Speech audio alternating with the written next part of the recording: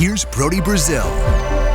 The voicemail line is always open and always ready for you at 833-4Brody. I love to get ideas for videos you think I should be making and topics you think I should be covering. I literally listen to every single message that comes in, and then I get to play back and respond to the very best ones. Hey, Brody. This is Ryan from Scotts Plains, New Jersey. And just wanted to talk about a sport that most of the time doesn't get much TV time, and that is horse racing. The announcement that the FanDuel Racing TV would be phased out by the end of 2027 kind of like threw some shockwaves through the horse racing industry. The TV show, formerly known as TVG, has been around since 1999, and it was primarily the place that people would watch horse racing. So my question, I'd love to see how you would want to answer this and how you see sports, is not just the loss of the television network, but is horse racing itself dying? Does the closing of Aqueduct, which will take place this weekend, June 28th, after 132 years, signal a sport in decline? And perhaps most importantly, what does the future of horse racing look like in America? And basically, a sport that's really the blood of it is wagering. What does that even mean for wagering, since there's not necessarily another television outlet to see and watch racing, which can generate new fans and also keep the ones that are already fans? Love to know your thoughts on this. Love your show. Thanks. Ryan, I appreciate the call and the opportunity to speak on this topic. And I think honestly tell you, this might be the first ever horse racing video here on the channel. It's not something I've ever been into or really covered, but I think the point you bring up and the way you phrase it, and the question being, is horse racing dying? I think to some degree, yes. And it's not instantly happening, but it's been happening over time. And it's not just the TV network going away. And sometimes a network going away is just a shift in resources. Like, are people getting their information and their visuals and their videos? Are they getting it from the internet? And if so, then the actual linear TV network doesn't need to exist. But I think it's not just the TV network, it's the closure of tracks. And where I live here in Northern California, there used to be 3 or 4 racetracks when I was growing up, and now I think they're almost all entirely gone. Done with. I mean, being bulldozed and developed, and so they're not coming back. And I do think all of these things are signs that, yes, horse racing is dying. And that's not to say that it's necessarily going away entirely. You still have these tent pole events. I've never enjoyed that phrase, a tent pole event. But obviously Belmont and Preakness and the Kentucky Derby. And so you're going to have those things, which I don't think are going away anytime soon, just because they're so successful, they're popular, they're part of American culture.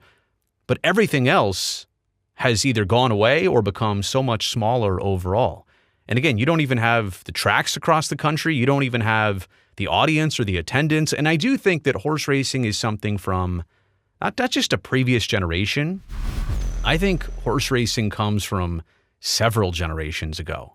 And people can talk about, honestly, at this point, their grandparents being into it. I don't know if their parents are into it, depending on how old you are and age of your family and all that stuff. It's more like something that people's grandparents were into and maybe their parents were into.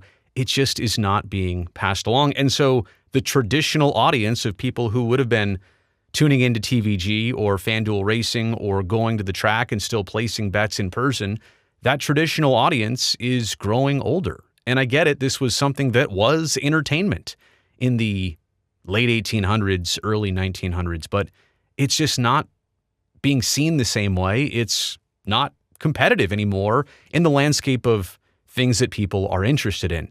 And I also think, to your point, gambling, like you said, I think you said was the blood of horse racing. Yeah, it's the fact that you're not just there to watch horses run around a track or it's not the visual of it. It's the potential of winning money. And people place bets. They place all sorts of simple bets and complicated bets.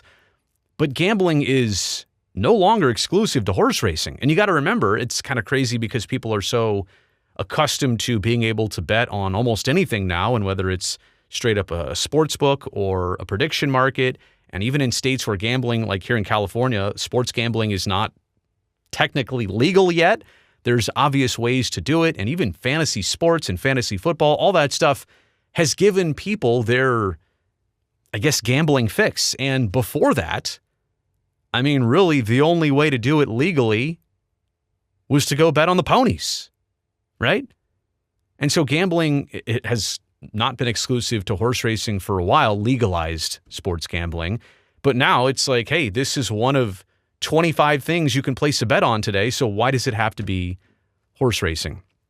I also want to bring this up too, because I think it's important. I think it's relevant to the topic. Animal welfare has never played in favor from a societal view of horse racing. Like society has never, and more so in recent years, it's never seen horse racing in the greatest light. It's definitely a viewpoint that I've observed, especially over recent years and decades, and kind of like the whole thing of, all right, this was something we used to do. It's not something we still need to do. And there's a lot of incidents and situations and storylines that pop up that point back to, you know, kind of a rough situation for the horses involved in all of this. And people care about animals and people love horses and they don't want to see bad things happen. So I get it. It's a different world. Horse racing is a different world. I'm not here to diminish that. I'm just saying that a lot of people have a lot of issues with that. But there's also horse racing just in terms of relevance among all the other sports and things that you're going to pay attention to.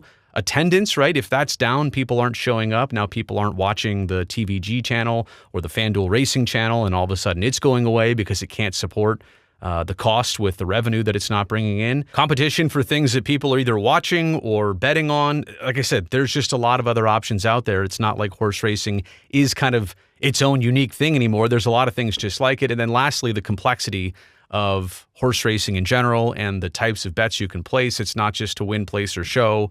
There's a lot of different things you can bet on. And maybe some people just simply don't understand it, or they don't know enough about the horses to feel confident about placing a bet. If you watch all the basketball games, you kind of know, all right, these are humans. This is maybe what they'll do.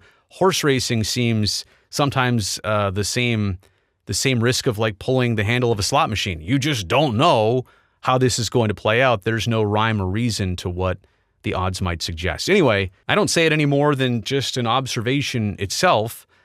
I mean, I think horse racing is and has been fading, and I do think we're at the point now where you can say with all the tracks closing and only a few things left, it is something that is dying. It is something that maybe by the end of my life will barely exist. I don't see it rebounding. That's the other part about it. I don't ever see horse racing going through a resurgence, through a revival period. I just don't see it happening for horse racing. But let me know what you think about this. I'll see you in the comments. Also back here for the next video.